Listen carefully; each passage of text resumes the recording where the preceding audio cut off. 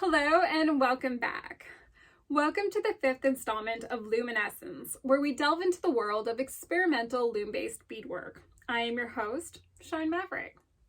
Alright, so for this video, first I'm going to introduce the piece that I just finished working on, and I'm going to talk about some of the inspiration for the piece, and then I'll get into the construction, and at the end I'll talk about some of the takeaways, what I learned, and how I'm going to apply it going forwards. So if you've been following along with the series, you'll know that I was working on a larger piece called The Other Side, which consists of 3 looms. And I decided I was going to take a little break from that piece to work on another piece called Letting Go. This piece also explores themes of death and dying, like most of my work these days, and it was actually inspired by a strange turn of events. So this year I've had some challenges with my health, and I had to have a couple surgeries. And so here I was on the day of my second surgery, and it was just a day like any other. Got up, got dressed, got ready to go. Was on my way to the hospital. It's pretty dark outside. It was quite early in the morning. Got to the hospital, went inside, got registered, got my hospital bracelet, did all of that, went up to the nurse's station and checked in there, got told to wait in a waiting room as it goes. Eventually they called me in and had me change out of my regular clothes into the hospital gown and put all my stuff in a plastic bag. I had a chat with one of the nurses. She asked me a bunch of questions and gave me my IV, sent me back into the waiting room. And then eventually, they took all of us that were in that waiting room, put us in another waiting room. I don't know if you've had surgery before, but it's kind of boring. Like, you spend most of your time in waiting rooms. No joke. So anyways, eventually they call us in one by one for our surgeries. And so I got taken to the operating room and I'm having a bit of chit chat with the team, getting introduced to everybody. And eventually they knocked me out, as they do for surgery. And I had my surgery. I don't really remember that part, but I do remember waking up after the surgery in the recovery room. There was this nurse that was really nice who was monitoring me. And I was pretty sleepy, so I was just kind of in and out of wakefulness and was there for a few hours. And eventually my surgeon came and we had a chat and she told me what I can expect. And then after that, I was in another waiting room and I was probably there, I don't know exactly how long, but by the time I was ready to go, it was like pretty late in the day. It was starting to get dark out again. And my mom came and picked me up and we headed home, got home, and I took the chairlift up the stairs because it was kind of hard to walk. And I met my grandmother at the top of the staircase and I let her know, everything went well, I'm okay. I thanked her for praying for me and I told her I was gonna go rest now. I was like so excited to rest. And so I went into the bedroom and I crawled into bed and I got into bed and then my belly was really puffy, right? Because when they do abdominal surgery, they fill you up full of gas, I guess, to inflate you so that they can see better and do whatever they need to do. So when I was pulling the covers over my body, I almost felt like I was pregnant, there was just this big bump where my belly was. I thought that was kind of funny. And then I closed my eyes and I was so relieved to just be in my bed and, that feeling of oh, now I can relax. And so I just took a moment there, closed my eyes, and I opened my eyes, just looked out the window. Then I looked back at the bed and that's where things got a little weird. So here I am lying in bed and just a moment ago, it looked like I was pregnant. I wasn't pregnant, but my belly was inflated for the surgery. And now all of a sudden, my belly is flat. So I started to feel weird, what is going on? So I pull up the covers to look at my belly and my belly's not, my belly's flat. My belly's not puffed up like it was just moments ago. So I start to touch my belly really tentatively, trying to figure out am I okay? What is happening? Something is wrong. And then I lift up my shirt and I'm like looking for the incisions and for the bandages, and there are none. There are no incisions, there are no bandages. So at this point, I'm totally freaked out. So I like jump out of bed, run into the bathroom, and like lift my clothes up, and I'm looking for any sign of surgery. Like any band-aids, any bandages, like where my IV would be, like nothing.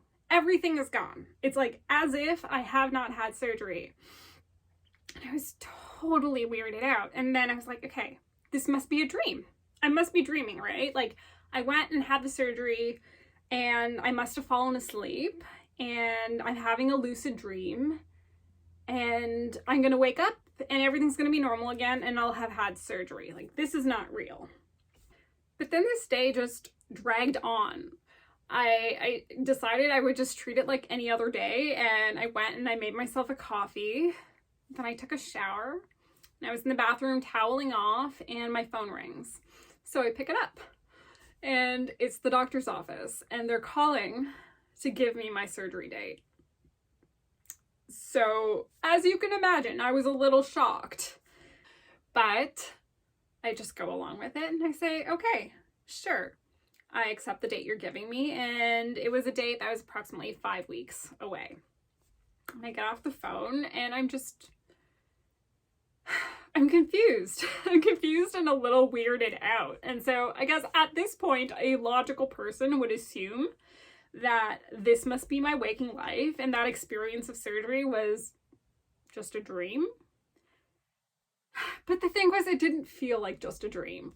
Like, it almost felt more real than my so-called waking life. So it was really hard for me to just accept that that was a dream and that this is now my life and that I haven't had surgery, because I lived through the whole mundane day of going through surgery, like all the boring details. I went through all of it. And now it's just a dream. Like, dreams are not usually like, at least my dreams are not like in perfect chronological order. Like they're kind of all over the place with lots of weird things going on. They don't feel like just living out a day of your life. But anyways, this was the experience that started the inspiration for the piece that I created. So one of the main takeaways from this experience for me was that it left me with zero fear and anxiety for the surgery, because as far as I was concerned, like I had already done it. I had been there, I had done that, and there was nothing to worry about. So it put me completely at ease, which was really wonderful. The other thing that it did for me was that, like, I just felt, I was still in that state at the beginning where I was like, was it a dream? Was it not a dream? Like, what if I did have surgery and I died? Or like, and like this is all just a dream that's happening in like the last couple minutes before like your brain loses oxygen completely and you're actually dead. Like I just didn't know, like I just couldn't shake the feeling of like, was it a dream? Was it not a dream? Did I have surgery? Did I not have surgery? And it reminded me that, we go through life assuming that there is a tomorrow and a day after that, and a day after that. We live our lives as if we have an indefinite amount of time and that we're always going to be here. And that's not the case. That's not the case. One thing that is guaranteed for every single person is that you die. You're not going to live forever, but we definitely, at least personally me, I had not been living my life in that way. I was definitely living as if I was just going to be here day after day after day after day. And this experience made me start paying more attention to the kinds of choices that I was making. And I've had this tendency for probably most of my life to work too much. I'm a bit of a workaholic, and I tend to prioritize that over other things that I should probably be prioritizing more in my life, like spending time with family, spending time with my loved ones, the people who are most important to me, taking enough time for rest, taking time to take care of myself and to connect with nature, instead of just, constantly outputting all this creative stuff and creating as much as possible and just like working in this frenzied state. And I know it's not good for me. And so I started to treat these 5 weeks up until surgery as if they might be my last. And every time I was making a choice of like, should I do this or should I do that? I started to think, okay, if I only had 5 weeks left, would I like put in a couple more hours of work here, or would I like prioritize seeing my best friend because I'm probably not going to get to see her for another few months? And it was really good for me. It was really good to start being aware of, I have to live my life in a way where like these could be my final weeks, or I could have another 50 years left. But my choices have to serve me well enough in this like short-ish term and long term. I can't just make choices that are only good for now or only good for tomorrow. And that is really what this piece, Letting Go, is about. Like, it's about knowing that you have a limited amount of time and making choices that you can live with, right? And not trying to do everything, but doing the best you can with what you've got and being very intentional about that. All right, let's switch gears and talk about the technical direction for this piece. So as with the other pieces in the series, I continued working with the theme of loom outside the box, but I did it in an interesting way because in a sense you could say that I loomed outside the box without looming outside the box. And as we go along, you'll see what I mean. I also played around with positive and negative space for this piece, and I let myself have so much more freedom. I let myself experiment with different weaving patterns and different choices I would not normally let myself make because they produced irregularities. So it was very much about intentionally allowing myself to do things in unusual ways that were going to produce results that were not perfect and symmetrical looking and completely aligned. It was very much about playing around in order to have new experiences and maybe make new discoveries and just see where that path led me. It was not about doing something that was perfect. It was about doing something that I could learn something from. And that was a lot of fun. Next, let's talk about translating the concept into the art. Now, this piece is filled with symbolism, so I'm going to do my best to cover all the different points, but first, let's talk about the shape. Now, I was raised with the understanding that everyone who comes into this world comes here with some kind of purpose. And in order for them to achieve that purpose, before they're born, they make some choices. They select certain events in their life, certain experiences that are going to allow them to fulfill this purpose that they have chosen and enable them to have certain experiences that they can learn the things that they want to learn. Now, this is sometimes called a soul contract or a pre-birth life plan. If that's something you're interested in, there's lots of videos out there. Definitely Google it or check it out on YouTube after you finish watching this video, not before. But I chose to express this idea by creating the loom in the shape of a scroll. To achieve this effect, I took 2 pieces of wood that were rod-shaped and I placed them parallel to each other, connecting them with warp threads, leaving the other 2 sides unbound and open. The beaded sections are designed to look like writing on a page, like sections of text or paragraphs, and in essence, this scroll represents the journey of one's life. Now, you can look at that from the pre-birth perspective and think of it in terms of the soul contract, or you can also look at it from the perspective at the end of one's life. This scroll tells the story of that person's life.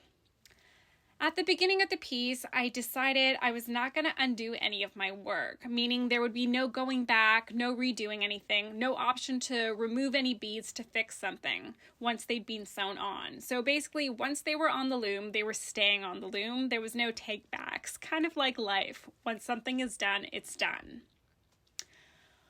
I also wanted to capture the general sentiment of, I thought I had more time, especially in the context of the journey through illness, acceptance, and death. In my culture, we talk about the duration of a person's life as being a specific number of breaths that is preordained. And to symbolize this, when I started this piece, I decided I was only going to use the remaining clear beads that I had on hand, which was about 15 to 20 grams of beads. And when I ran out, that would be it, and it would mark the end of the piece. Beyond that, the individual beads also represent choices and capacity. And you'll notice in the last section of beading, as there are less and less beads left, I've left a lot of negative space or gaps between the beads, and this is to symbolize this sense of running out of time, while simultaneously letting go of perfection, making the best of what's left, and being selective with choices and priorities. I also chose to leave the bottom third of the loom empty, and again, this was to embody the sense of having less time than anticipated. I also chose to exclusively use clear beads for this piece, and that was to symbolize the sense of clarity that comes when you know your time is limited. Suddenly, it's so much easier to see what truly matters and what doesn't. Lastly, you'll notice that the loose ends are left untied, and I think that symbolism speaks for itself. All right, let's switch gears again and talk about the construction of the piece. I would like to say that no trees were harmed in the making of this video, or any of the videos for this series. All the pieces that I'm creating, I'm making with wood that I found on the ground, usually in the backyard, but sometimes from my nature walks. I'm not cutting any trees down to make these pieces. So once I find the wood, I normally bring it into the garage and I let it dry out for a period of time. And then when I'm ready to use it, I measure it, cut it, remove the bark with my Swiss Army knife, and then I sand it, seal it, and let it dry. And then I do that part again. I sand it again, seal it again with polyurethane, and let it dry. And at this point, it's time to start doing all the math and measurements to create the loom. So based on the math for some previous little pieces that I did, like these nope earrings, I found that I can fit approximately 19 beads per inch when loomed. However, because these pieces are so small, those measurements may not hold up as well when I have a larger piece because of the compounding effect. So let's say it's actually a little bit less than 19 beads per inch. Once you have enough inches of beads, that little bit that's off is going to make a big difference, and you might end up with warping. So in order to avoid that, I'm going to use this piece as an opportunity to really master how many beads per inch I can fit in a larger piece when working with these size 11-0 delicas. So next it was time to attach the anchor beads to the rods. And once this process was complete, then I did something really cool and new. So I decided to attach the two rods to the inside of a square frame to hold them in place while I was attaching the warp threads and sewing on the beads. And then at the end, I would actually remove it from the square frame and the piece would be hung without it. So this is what I was talking about earlier when I said that I was looming outside the box without looming outside the box. It's because this box is a temporary tool that I'm using to hold things in place that's not actually going to be part of the final piece.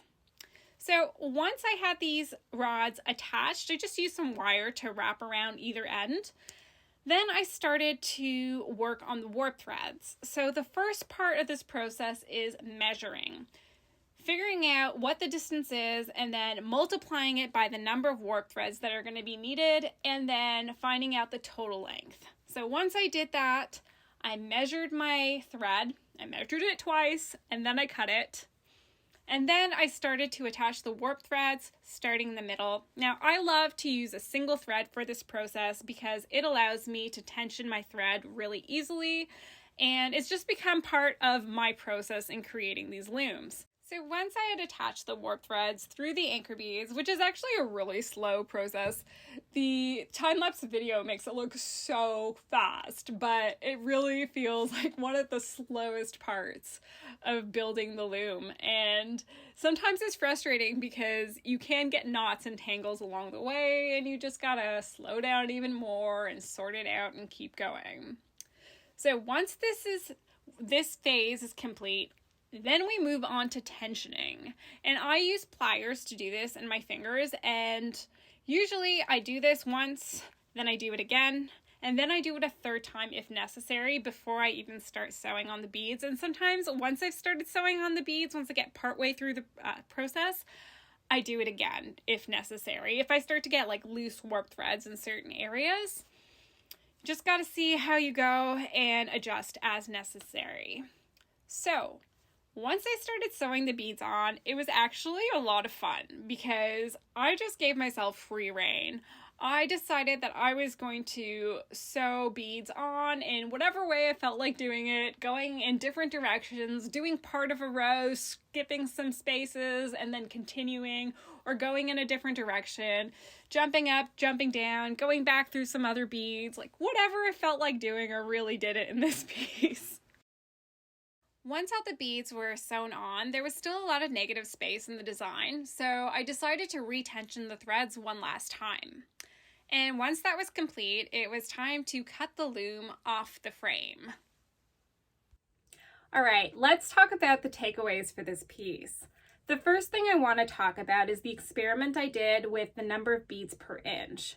So as I said earlier, in previous pieces that I've done that are smaller, that are removed from the loom and finished, I've been able to fit 19.2 beads per inch. And just for reference point, usually if you're just stringing the beads on a thread and not putting them on the loom, you can fit about 20 beads per inch. So basically when they're on the loom, the warp threads are causing a little bit of extra space to be taken up between each bead. And as that effect compounds, you can fit less beads per inch. I found with this piece that I started to run into some buckling and warping around 18.1 to 18.25 beads per inch. And that's really useful for me to know because I'm going to use that calculation and measurement for the next piece that I'm working on. I also want to just mention briefly that when you're working with beads, even if you're using the same type of bead by the same manufacturer, if those beads are made with different materials, sometimes there will be slight variation, and I'm talking 1 to 3%. But when you're making large pieces, that 1 to 3% can really add up, and you'll run into issues if you don't account for it. So it's always a good idea to have a little bit of a buffer and to know whether some of your beads are a little bit bigger than the others.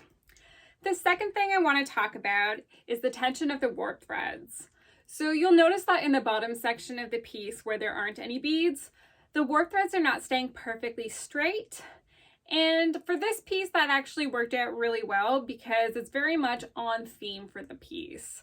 However, if I wanted to avoid that in future pieces, there are a bunch of things that I could tweak.